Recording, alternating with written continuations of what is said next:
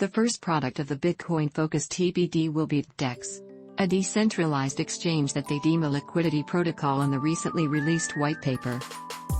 The Bitcoin network is permissionless, anyone with an internet connection can jump in at any time.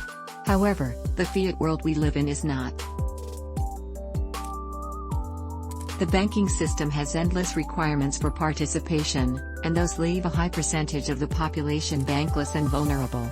We believe that the economy should be inclusive. We need to build on ramps to this future where everyone can access and participate in the economy, says TBD in the post that announces tbdex.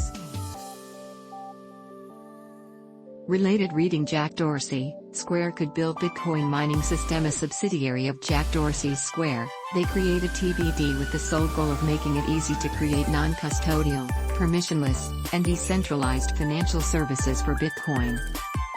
And now, they have a plan. The tbdex aims to build bridges between the fiat and cryptocurrency worlds, that much is clear.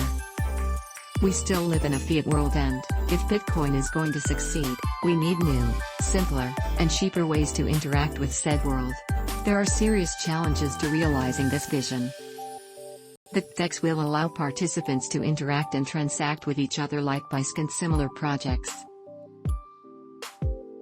However, TBD will also let users mutually and voluntarily rely on trusted third parties to vouch for the counterparty. In the whitepaper itself, TBD contemplates that participating financial institutions or PFIs will be part of the network. PFIs can be, but are not limited to, fintech companies. However, the necessary information may vary based on the jurisdiction. Wait a minute. A decentralized exchange that requires KYC? What would be the point of that? Well, the protocol doesn't require KYC procedures, but some institutions might. The good news is, participants don't have to deal with those institutions if they don't want to. They can just interact with each other and establish trust in other ways. This is where it gets interesting.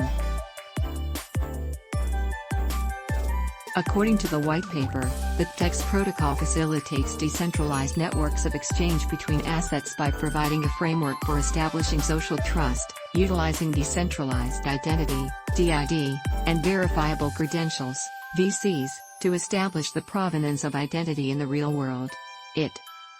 Once again, the whitepaper, our goal is not to maintain anonymity of transactions at all costs. Nor is it to undermine an individual's ability to optimize for anonymity. Nothing in principle precludes anonymous transactions for financial privacy on the tbdex network. A PFI could, in principle, require no VCs, but such transactions would represent a high degree of risk to the counterparties. To assume that risk costs money. It's as simple as that. The announcement post puts it nicely. Transaction costs are ultimately driven by risk.